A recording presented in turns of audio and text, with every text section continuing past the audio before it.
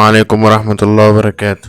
معكم أحمد لويزو. بعد انتهاء التوقف الدولي وفوز منتخب مصر على السعودية 4-0 والتعادل مع المنتخب الأسباني 0-0 بأداء رائع، تعود مباراة الدوري المصري مرة أخرى، ويستعد النادي الأهلي لمباراة قوية في الجولة الأولى من الدور الثاني أمام سيراميكا كليوباترا.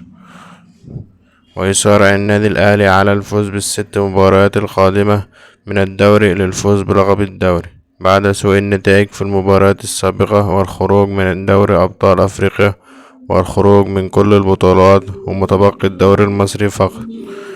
وستقام هذه المباراة يوم الثلاثاء الموافق 7 أبريل في تمام الساعة 8 مساء على استاد المقاولون العرب، وستذاع المباراة على قناة أون سبورت. التشكيل المتوقع لهذه المباراة: مصطفى شوبير، محمد هاني، هادي رياض، ياسر إبراهيم، يوسف بالعمري، مروان عطية، إمام عاشور، أليو ديانج، زيزو، تريزيجيه، مروان عثمان.